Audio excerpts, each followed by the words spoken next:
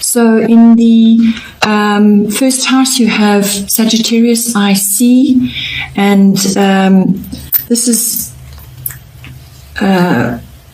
indicating the energies which are going to be affecting your physical appearance and your body language, how you are projecting yourself to others, your personality, and just how you are being received by others in general. Physical body, your actual physical body. So with Sagittarius in there, it's indicating that you're requiring quite a bit of freedom of self-expression, and you may be feeling quite restless in your body, and you want to move your body, you want to get out, you want to start exploring. Sagittarius is quite an adventurous sign, so you may feel you are a Leo, so you're going to be you are quite bold and outgoing in any case, but it's going to be highlighted at this time. When it comes to how you project yourself, you're going to come across as freedom-loving, independent, curious, adventurous, and all of those things. You may want to start a new physical regime of some kind. You may just be wanting to shift things a bit, get out and about. And it could also be the way you are projecting yourself. Just bear in mind that with Sagittarius, they say what they think, whether it hurts somebody or not. Often they put their foot in their mouth. So just monitor that. By all means, harness the wonderful lovely outgoing energies of Sagittarius, and bring that into your life. Just be aware that how you speak out, maybe just temper your words a little bit, and harness all the lovely qualities of Sagittarius, which is they love going out, they're enjoying themselves, they're sporty, they're outgoing, it's very social, definitely the most social sign of the zodiac.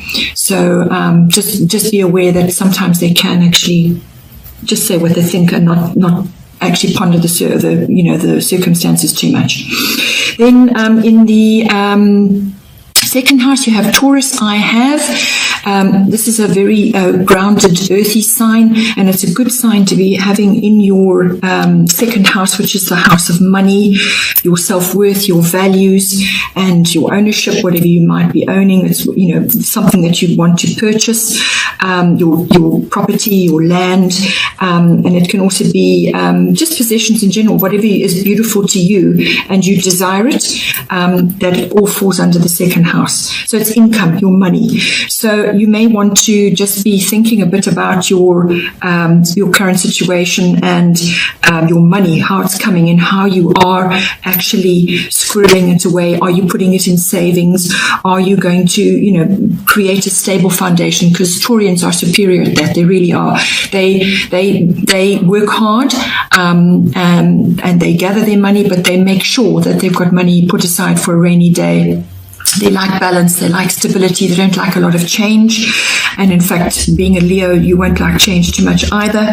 So make sure that your all those areas I've mentioned, your money coming in, your income, your values, and your self-worth is harnessing the best of Taurus, which is earthy, grounded, and balanced, and something put away for a rainy day.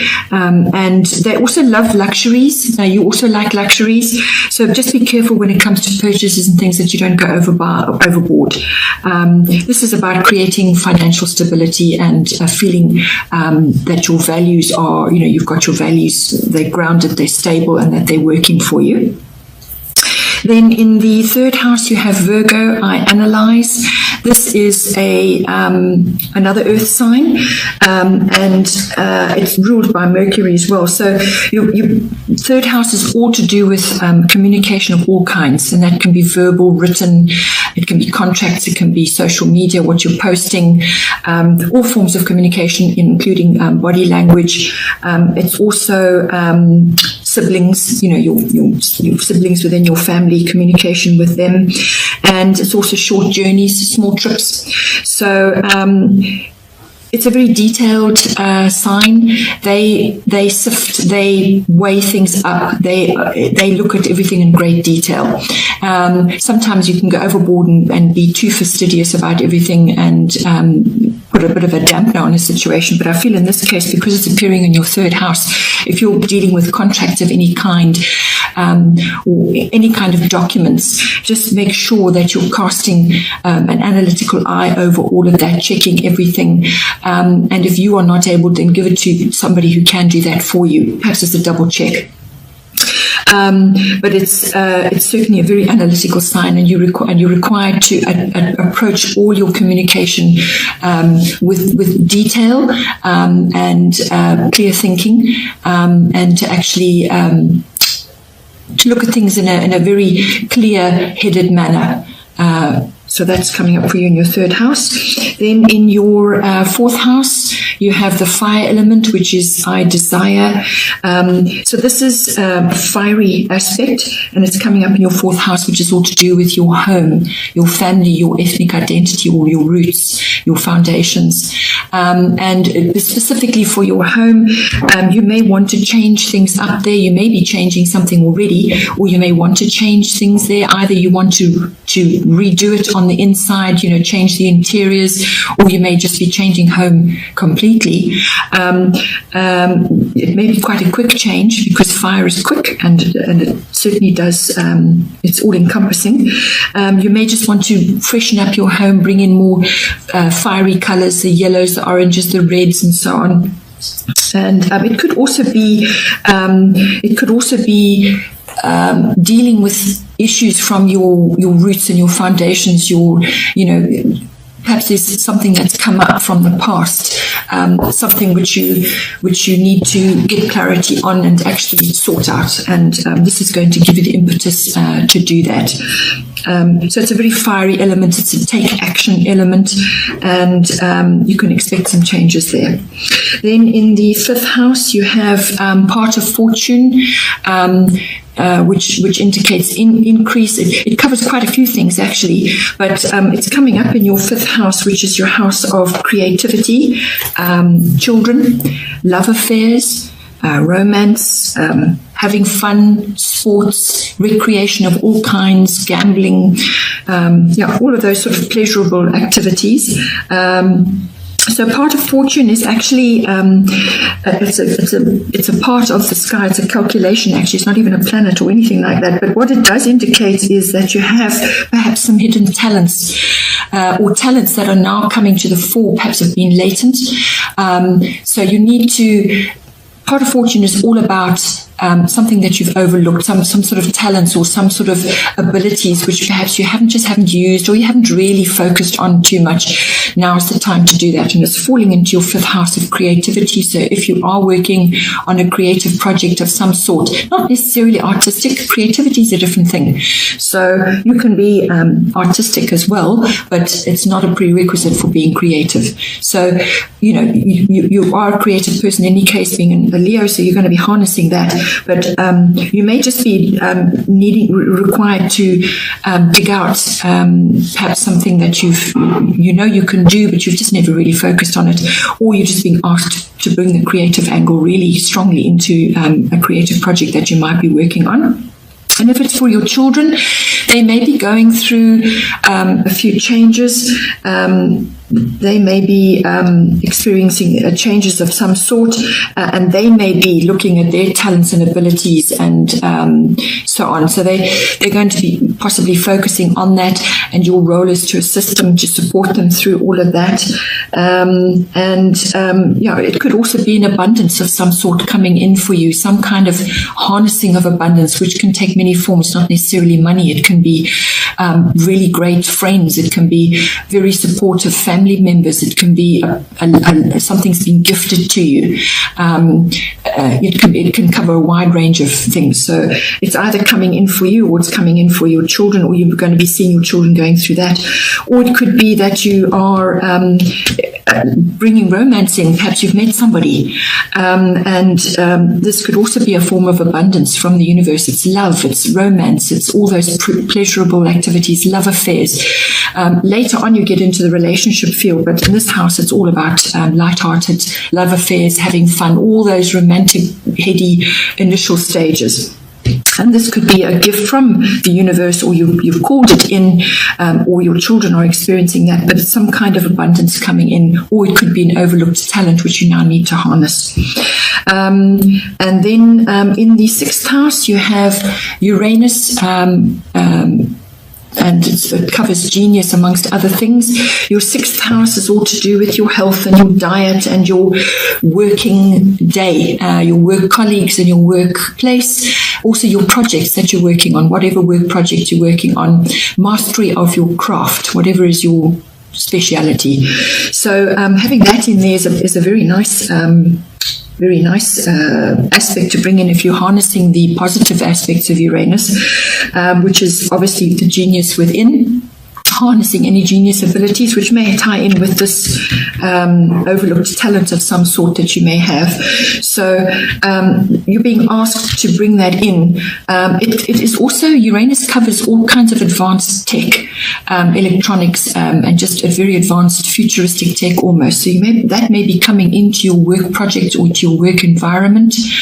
And you could even be meeting Uranus type people.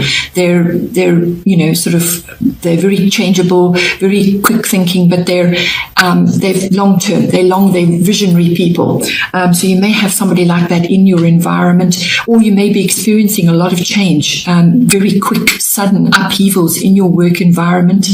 And that is also going to create change. So from that will come something better, but those initial stages may feel a bit wobbly for you. But you may just be also having to tackle some kind of project which involves more advanced tech than what you are used to. It could even just be a massive phone upgrade, but when it falls in your 6th house, it's to do with your work colleagues and your workplace and your work projects. It's also to do with health and diet. So you may go through a bit of an upheaval, some kind of upset to do with your health. It's very quick. This Uranus strikes like lightning. So you can be doing something 1 minute and the next minute everything's changed. So it also covers the circulatory system, your nervous system, and so on. So if you are overdoing it in the work environment and you're starting to feel frayed around the edges, you may have a sudden shift of some sort, or be compelled to make a very quick, swift change through circumstances. So, examine, look after your health, look at your diet, be fastidious about what you're doing. And if you have to do research on that and actually take to the internet to find working solutions for you, we are all different, we're all unique. So you may want to look at that. It also covers the house of pets as well. So you could be having a few changes to do with pets there as well. Then we have the 7th house, which is Pisces, I believe. This is the house of partnerships of all kinds, whether it's personal, one-on-one, committed relationship between yourself and a partner, or it could be a business partner. It covers all of that. And this is the deeper relationship. So the 5th house covers love affairs, which is the initial stage, and then you move to the actual deeper relationship, committed relationship between two people. So you could be having a bit of a crisis of faith, or you could be asked to have faith, Pisces, I believe. So those elements may be coming into your relationship, or you could be attracting somebody who is quite Piscean in their ways, their characteristics, and the way they are in a relationship. It could be quite a watery sensation. It can be lovely, it can be beautiful, it can be transcendent. Pisces is ruled by Neptune. There's a lot of imagination, a beautiful relating, actually. It could even signify somebody who's incredibly special. It could even be somebody really, really special in your life with a very deep connection. But there is always the other side of it. You could be involved with somebody who is grappling with perhaps your deeper relationship is a little bit confusing to you, or it's not clear, or there are issues of your relationship which are not clear. You may need to put boundaries in, because Pisces, they go with the flow. It's a water sign, and sometimes they can undo all the work that they've done. So just think about your own personal desires and needs, but you may have to surrender a few things for the greater good of the relationship. And especially if you've got Sagittarius appearing in your first house, this is your opposite of your seventh house. So how you are coming across to others is going to be very Sagittarian, outgoing, freedom loving. You may feel very restless, and yet in this relationship house you've got Pisces, which is all about going with the flow, plumbing the depths, and looking and examining your part in the relationship. Where can you make compromise? Where is it that there's no definition? So you may have to just look at all of that. And this applies obviously to a business partnership as well. But you could also just be required to have a bit of faith. And if this is somebody very special in your life, well, then you have to temper all the other aspects of yourself to best accommodate a higher relating, and not slip into drama and negativity or self-undoing. Then we have in your 8th house, which is Scorpio, I transform. This is in its own house, actually. Scorpio is the 8th house. So if you are involved in a transcendental kind of relationship, or a really deep relationship, which is going through all the Piscean issues, Scorpio, I transform, is going to require of you quite a bit of transformation when it comes to joint finances, anything shared between committed partners, your resources. There's going to be some sort of transformation going on there. Scorpio is all about sex and power and money, and also ego death and rebirth. So you may have to look at this in a higher aspect when it comes to your deeper relationship. What is actually going on? Get clear about your part in the relationship and so on, and then you will have clarity when it comes to knowing what to do with all these deeper issues between committed partners. So if you are not in a relationship, then this is just being a bit, bringing in the finer qualities of Pisces into any relationship that you may want to have.